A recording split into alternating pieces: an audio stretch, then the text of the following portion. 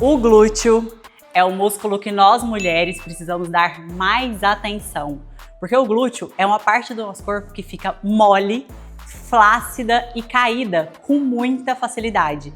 Mas se a gente fizer os exercícios certos nos nossos treinos, a gente consegue um desenvolvimento absurdo desse bumbum para ele ficar redondinho, para ele ficar durinho, para ele ficar em pé. E quando a gente colocar aquele biquíni, a gente sentir bem com o que a gente tá vendo. A gente olhar para o nosso glúteo e sentir orgulho do nosso bumbum. E para te ajudar, eu vou pegar todos os exercícios de glúteo e vou jogar em uma tabela de A a D, sendo A os melhores para o bumbum e D os piores. Só que essa classificação vai ser feita da seguinte forma. Só para você entender, o nosso glúteo, ele tem 3 músculos. São esses 3 músculos que compõem o nosso bumbum.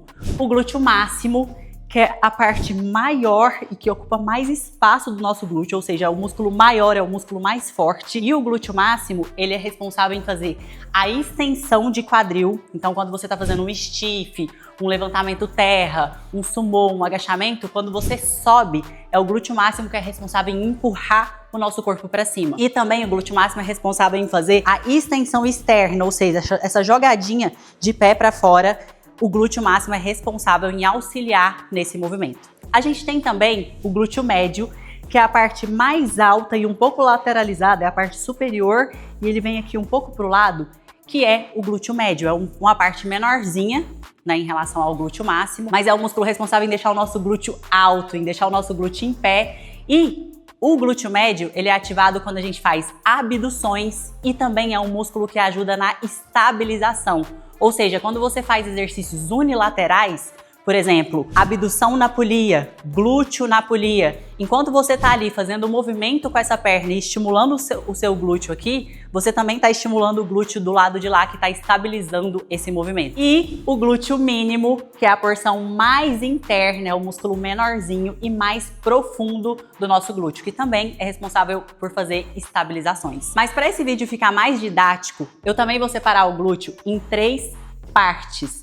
A parte superior, a parte do meio e a parte inferior do nosso bumbum. E nessa tabela, o A eu vou classificar como o melhor para a parte superior, o melhor para a parte do meio e o melhor para a parte inferior. Então, para essa classificação, eu vou considerar para qual parte do glúteo ele é melhor, alta tensão, altas amplitudes de movimento e facilidade do exercício. Tudo isso vai estar na classificação para saber se o exercício é A, B, C ou D, de acordo com a minha tabela. E eu vou começar essa classificação com a elevação pélvica, que é um exercício polêmico, que alguns defendem muito e outros tacam pedra na elevação pélvica. Mas, além de te falar sobre a minha opinião, eu também vou te falar de estudos aqui. Porque a elevação pélvica é um exercício que, primeiro ponto, tem alta tensão, porque a gente consegue fazer esse exercício com altas cargas, com uma potência alta de peso. E é um exercício que trabalha muito forte a parte maior do nosso glúteo, que compõe o nosso glúteo, que é o glúteo máximo. Vários estudos já comprovaram que a elevação pélvica desenvolve muito o glúteo máximo, como o agachamento. Então, se comparar o agachamento com a elevação pélvica, o desenvolvimento do glúteo foi igual. Isso, gente, estudos comprovam. Então, é um exercício muito potente. Só que, no meu ponto de vista, a elevação perde em um ponto importante. Qual é o ponto? Na dificuldade do exercício, porque eu falei que eu ia levar em consideração também a facilidade. Só que a elevação pélvica, quando a gente faz ela livre, com barra livre, a gente tem a dificuldade de montar a barra, de ter que posicionar um banco, de conseguir trazer essa barra, porque, por exemplo, aqui eu tenho essa anilha grande, eu já consigo entrar direto com a barra aqui. Só que se você tiver com uma anilha pequena, você tem que primeiro pegar a barra, trazer ela pro quadril, depois se posicionar toda aqui no banco. Então é um exercício que, para facilidade, é complexo. E o grau de amplitude é bom, mas se comparado com o afundo búlgaro, por exemplo, o grau de amplitude da elevação pélvica não é tão grande assim. Então, por isso, eu vou colocar a elevação pélvica como classificação B. Mas eu estou colocando ele como categoria B, só que eu gosto muito desse exercício. Até porque ele desenvolve muito o meio do nosso glúteo. Então, ele gera uma hipertrofia para o meio do bumbum. Eu só estou colocando ele como categoria B, realmente mais pela dificuldade de montar a barra. Só que uma dica, se você tiver a máquina de elevação pélvica, você já consegue tirar esse grau de dificuldade, porque a máquina de elevação pélvica, ela já está pronta, você só precisa colocar suas anilhas ali. Agachamento. O agachamento, ele trabalha o nosso glúteo máximo e também ele ativa o glúteo médio, porque quando a gente faz o agachamento, o ideal é que a gente faça o agachamento com a ponta do pé levemente fazendo essa abdução externa da pontinha dos nossos pés. Então, além de pegar o glúteo máximo completo, porque a gente está fazendo a extensão de quadril, a gente também consegue ativar essa parte superior, porque também ele está estabilizando o tempo inteiro esse movimento. Só que o agachamento, ele tem um ponto muito importante. Eu mesma, quando eu faço o agachamento, para mim, eu já tenho uma dificuldade de quebrar a paralela, ou seja, de descer um pouco mais que 90 graus. Porque a minha lombar, ela tende a curvar e o meu quadril, ele tende a entrar. Então, se eu desço muito para eu conseguir um alto grau de amplitude, eu perco a minha postura. Consequentemente, quando o meu quadril entra ali, além da sobrecarga e muito para minha lombar, eu ainda faço essa retroversão da pelve com que o meu glúteo ele perca uma grande parte da ativação.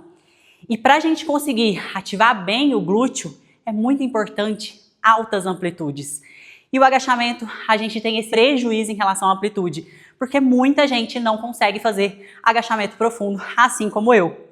Se você comparar um agachamento, que a gente consegue descer até aqui, né, basicamente, com afundo, a gente já consegue descer até aqui, um afundo básico, eu nem tô falando de búlgaro. Tá vendo que eu já ganhei um grau de movimento? Né, ó, o agachamento eu tô aqui, no afundo eu tô aqui, eu já consigo descer mais. Então, é o exercício que a gente perde um pouco de amplitude. Isso pra mim, ele já perde um pouco de nota. Então, por isso, eu vou classificar o agachamento como B. Por ele ser um exercício que a gente perde amplitude. Abdução na polia.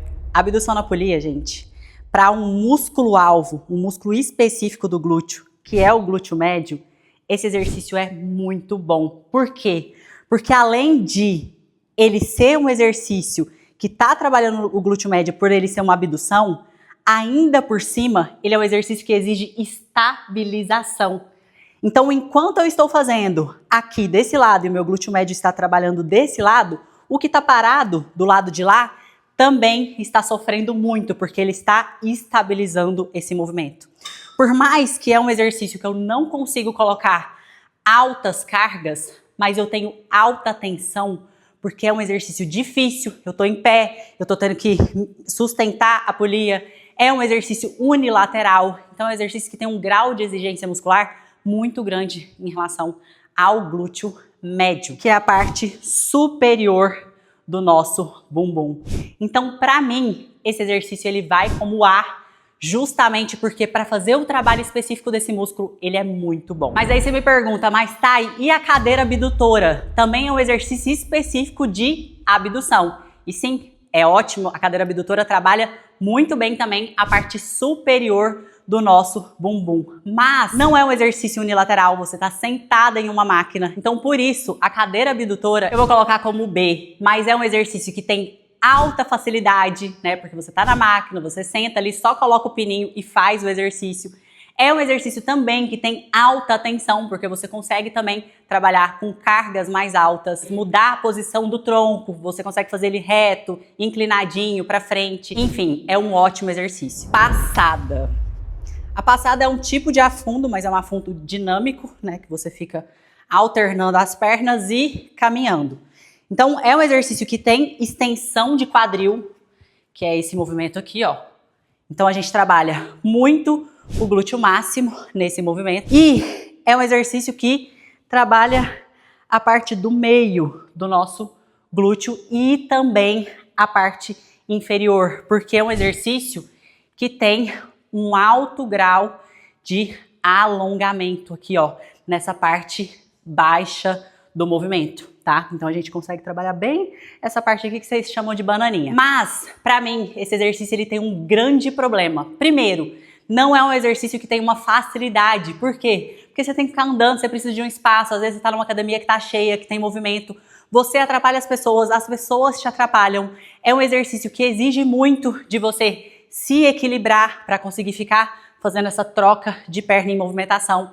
Então, para mim, ele perde na facilidade e também ele perde um pouco na tensão, porque você fica mudando de perna o tempo todo. Então, enquanto você está fazendo o movimento com uma perna, a outra está descansando, ao contrário de um afundo parada, que você fica o tempo inteiro gerando tensão de um lado para depois gerar a tensão do outro lado de forma contínua. Então, eu já vou classificar esses dois.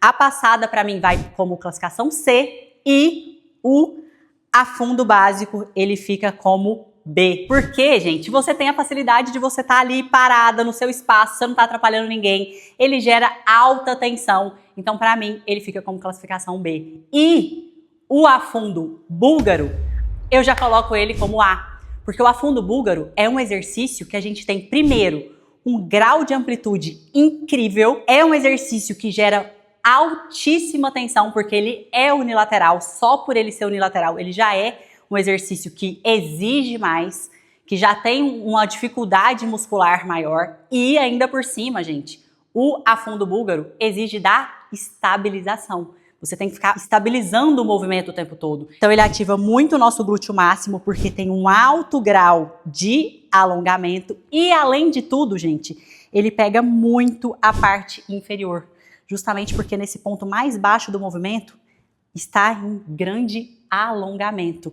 Então é um exercício que, assim, com certeza eu coloco ele como nota A, como classificação A. Afundo com recuo ou afundo deslocando. Esse aqui eu já vou classificar ele como nota C, porque é um exercício que quando a gente sobe aqui, ó, a gente dá um leve descanso. Então, ao invés de eu estar fazendo aqui, ó, o tempo todo gerando tensão, eu trago a minha perna para cá. E esse é um ponto de descanso do exercício. Glúteo 4 apoios. Por mais que o meu coração queria muito colocar esse exercício como categoria A, mas eu vou colocar ele como B, porque é um exercício que a gente não consegue progredir tanto com cargas, por mais que eu consiga gerar altas tensões, fazendo, às vezes, pico de contração, mudando posições da perna, que eu consigo fazer combinações tanto fazendo com perna flexionada, quanto com perna estendida, quanto com isometrias, né? Mas por esse ponto eu coloco ele como categoria B, mas é um exercício que trabalha o nosso glúteo máximo e a parte do meio do nosso bumbum. E o glúteo na polia também entra como categoria B, pelo mesmo motivo do glúteo caneleira. E para matar a curiosidade de vocês, agora eu vou entrar com a classificação D, e esse aqui, sem dúvida, entra nela, porque esse exercício, gente, eu nunca vi um exercício mais esquisito de fazer, que não tem amplitude, que fica forçando exageradamente a sua articulação do joelho. E olha, o seu glúteo aqui, ele trabalha minimamente, ele trabalha super mal, porque não tem primeiro arco de movimento, não tem tensão, é esquisito. Esse exercício também, sem dúvida, entra na categoria D, porque ele é muito esquisito, ruim de posicionar, você tem que trazer um banco, a posição anatomicamente é péssima de fazer, força lombar, não tem amplitude e ainda por cima, gente, é um exercício bem feio, né? Mais um que entra na categoria D, esse afundo cruzadinho, porque é um exercício que, além de você ficar em ponto de descanso, você ainda tem que ficar se contorcendo inteira, então atrapalha o seu equilíbrio, força o seu joelho sem necessidade. Sem dúvida, esse exercício é D. Agachamento sumô vai entrar como classificação A, porque além de ser um agachamento, gente, ele é um agachamento abduzido, que eu estou aqui em cima dos steps, então eu ganho, ao contrário do agachamento tradicional, eu ganho mais amplitude de movimento. Eu estou com a base mais aberta, isso facilita a minha descida. Então eu tenho alto grau de amplitude, eu tenho muita tensão nesse exercício, porque eu também consigo trabalhar com altas cargas. E é um exercício que trabalha o meio do glúteo. Ele desenvolve muito o meio do nosso glúteo, especialmente pegando toda ali a extensão do glúteo máximo. Então ele vai como categoria A. Essa é a minha classificação dos exercícios. Lembrando, gente, que seja os exercícios nota A, seja nota B, seja os nota C, Todos esses exercícios podem ser super utilizados na estruturação de um treino, tirando a classificação D, que esses você pode jogar fora. Dentro do Thai Train eu uso toda essa variação de A, B, C, porque esses exercícios, eles, numa periodização bem feita de treino, eles trazem variação de estímulos. E esse é um dos pontos principais que o nosso músculo precisa para desenvolver. Então agora eu quero você deixando o seu like nesse vídeo, envia para alguém, compartilha esse vídeo com alguma amiga que precisa assistir esse conteúdo e já deixa o seu comentário aqui se ficou alguma dúvida.